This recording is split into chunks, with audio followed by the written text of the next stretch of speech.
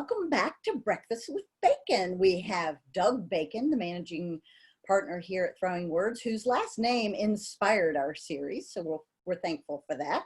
We have Anthony Shelborne, who is the CFO of the CRVA, that's the Charlotte Regional Visitors Authority, in case you're not familiar with that. We have Jay-Z, who is Julie Zalua. We fondly call her Jay-Z, and she's in the background making sure magic is happening. And then you have me, Lynn Ingersoll, your host. And what we're doing with this series is we're learning so much by working remotely in this unusual time. And we thought we'd share it with you. From what we learned, we hope that it will spur some learning on your end and things you can share with your team. And we're delighted to have Anthony with us because he and Doug have been working together, and he's pretty new. He came to us from DC, and he's pretty new to the area, so he's been going through onboarding at this unusual and unique time where everything's conducted virtually. You know, we've got stay-at-home orders, self-quarantine, and the like. So I'm curious, Anthony, how have your strengths really contributed to your success in this whole onboarding experience in your first month on the job? First of all, thank you for being here. Thank you for allowing me this opportunity. And it's very nice to meet you and to discuss this with Doug. You know, it's been very challenging, first of all. And I think that one of my approach, as far as my background, I try to stay very grounded and deliberative in my approach to things. And what I've learned is that for starting a new position here at the CRVA, most of the individuals with whom I work, I've never met in person. And so the onboarding process, doing it only virtually, has been challenging, but it's been very interesting and enlightening. I've learned a lot about myself. I've learned a lot about my colleagues. And in the process with Doug, my onboarding, I think it's been very enriching and it's been enlightening. But my approach before I started was to learn as much as I could about the company. So I first began doing as much research online about the company, about its mission, about its values, about the people with whom I would work. I learned a lot about the CEO. And so I used that approach so that hoping that my strengths and the things that I had in common, or what I really liked about the company, its core values, et cetera, I would be able to leverage that information and use it to engage with people once I arrived. So once I began meeting people online, talking to the CEO more, talking to my executive leadership team colleagues more, they knew that I had learned a lot about the company and that I really wanted to be here. I mean, most people don't relocate or plan to relocate during a pandemic. And so after learning so much about the company and feeling that I could bring so much to the company, I thought it was a very good opportunity. Yeah, it sounds like this is really going to be a milestone in your life. I think so. I think so. You know, the process during which everything that I've learned while talking to Doug and the Strength Finders process that I've undertaken during this time has taught me things about myself and helped me. I guess there are things that I had to learn to adapt. A lot of ways I've had to learn to adapt. I mean, I didn't know what Zoom was 2 months ago. I had led a process to roll out laptops, et cetera, during the months before I left my previous job. And we had Microsoft Teams, et cetera. So that's very similar to Zoom in a lot of respects. But the process and having to use that all the time is not something that anybody envisioned several months ago. So I think that what I've been able to do is to strengthen the relationships with my core executive leadership team. Mm-hmm. But it's those tenuous connections with people that I would normally not see on a day-to-day basis, but I may run into them in the building or may see them just walking around the offices, seeing them at in the kitchen, for example, or in the staff lunchroom. Those are the connections I have not yet been able to make. They've really just been faces floating out there. So I think that's one of the areas in which I hope that one day I'll be able to, make those connections a little stronger. Yeah, I'm eager to get back to that too. Well, Doug, you're always so great about sharing the invisible parts of strengths when people have these strengths that they don't even realize are merging. So talk to us a little bit about what you have observed with Anthony and your thoughts on how his strengths have served him during this time. Yeah, so I've really loved just in these first few minutes, just hearing, you're hearing all these strengths that come out for Anthony. So Anthony has these great talents around strategic kind of critical thinking, the analysis, but also brings to that the executing, this ability to make things happen. And so he talks about, kind of that just kind of the reality of this being a very challenging situation that to face, but that also being grounded and deliberative. And he talked about what he's learning, right? And so it's, learners love the process of learning. That's in your top 5. Deliberative, really good about assessing risk and coming up with plans, backup plans. That's number 2. And just kind of underlying all of this is there's a seriousness that which is responsibility in terms of just as you talk about your whole, Anthony, your approach to just the recruitment process and just how intentional you were in doing the research and on the company, on who the CEO is. And there's just a lot of that strategic thinking that I hear and also have the benefit of the previous conversations that you and I have had I think in observing in a lot of ways, like when I think about like your work with the CEO and your executive colleagues, a lot of those relationships have been accelerated in a certain way because of all that's been going on. And so on a working together level, you guys have dealt with issues in 6 weeks, 5 or 6 weeks that probably would have been 2 years, 3 years before you could have had that many kind of intense, high impact issues that you guys wrestle with and work together around. And so in one way that's accelerated, but as you pointed out, in other ways, so in the other kind of hallway conversations, bumping into people, has been slowed down because, or just actually it just hasn't even started because, I love your expression. They're just faces floating out there, right? So you can just picture the Zoom screen and you recognize them, from the shoulders up and in those conversations, but just can see how that how thoughtful you are in the process. And then those things that kind of just need to have some sort of happenstance around them. This can't happen yet, but knowing you as I do, I know that as soon as you can be back to or start to be in the same location with folks, that you'll strategically put yourself in places for happenstance to happen, if that makes sense. Yeah, that's exactly right, Doug. One of the things that, when I first started, it just so happens that because of my position in the CFO role, there are also many board committee meetings that were taking place during my first several weeks.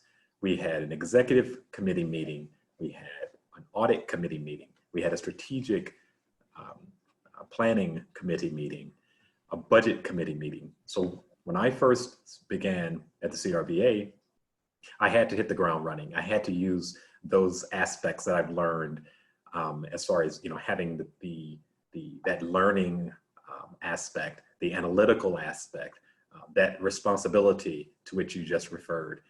I had to take all of that and kind of use that to bring that to bear to learn and get up to speed on a lot of aspects of this new company in those first few weeks. The fiscal year begins July 1. So we were in the middle of revising the budget, tightening the budget, making it very relevant given this new environment in which we all find ourselves. So there were a lot of things that I had to do from that kind of, learning the company, tactical, analytical aspect. But so I really didn't have the opportunity to put a lot of time into those one-on-one relationship building exercises with my team. So, once we were able to get the budget solid, get some of those things accomplished, then I was able to kind of, get to the individualization, which is a little bit farther down on my list, but that's very important to me. And so the Strength Finders relationship and the things I've learned, it's not just about myself, but also what I've learned about the team members with whom I will be working and the individuals on my team. And that has helped me in the one-on-one sessions as I've learned about them, the information you shared concerning their strengths and how those strengths dovetail with mine. Hopefully I can leverage that to build a stronger team. So those things related to just learning the company and doing those things to be prepared for those important board meetings, that was one aspect. And now I'm really getting into accelerating, as you mentioned, the relationship, because if it was only speaking to one another via audio or via video without having a background about those individuals' personalities, kind of what they bring, what shapes their background, what shapes their view of things in both the workplace and in their personal lives, that helps me and that has helped me as I get to know them. Because that acceleration to which you referred, I think that over these past 4 or 5 weeks, one of the best compliments that I've heard from anyone, one came from a board member, one came from the CEO, was, "Hey, Anthony, based on your delivery in making the budget presentation recently, it seems that you've been with us for a year or a year and a half."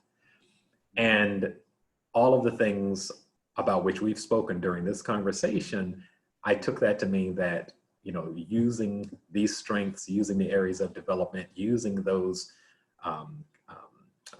descriptions and categories, those are the things that I've tried to leverage in order to fit in with the current team of my fellow executive team members, learn about the individuals who are on my team who had to provide the information for that presentation, learn about the company in order to show that I've done the homework and that I've learned a lot about the company in order to confidently do that budget presentation and answer questions when they came up.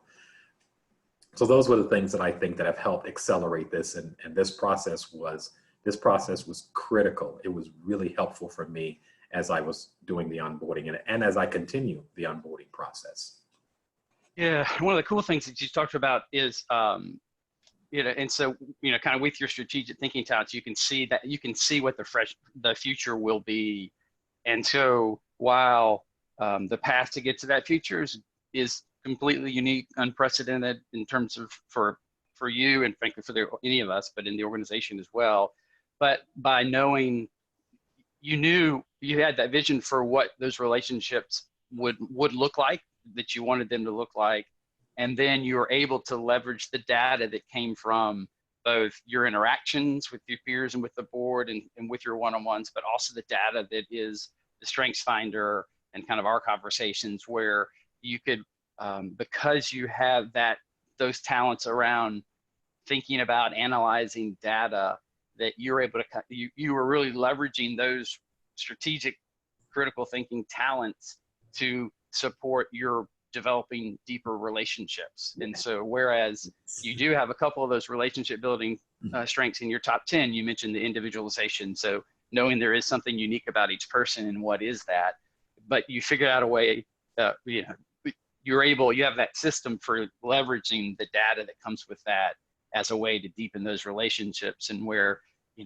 under kind of non-quarantine situations, you have a system with how you've done that in terms of meeting for coffee and having conversation and that sort of thing. With that being taken away, you still figure out another way to deliver that same future vision, even when you couldn't do it the way it had been done before. So kind of being able to leverage the data in different ways, I think is really cool. This is just great to listen to. I mean, uprooting your family during a pandemic, coming in at a year end and a starting of a new year as a financial officer. Holy smokes. And just to hear your strategic, we talk about the four areas, and you've got a lot of strategic and a lot of executing mixed in with some relationship building. So to really be able to look at that big picture and say, okay, we're going to get through all these board committee meetings and I'm going to learn as much as I can. And then I'm really going to dig into the individuals that are here. I mean, that just speaks so much to intentionality and your strengths.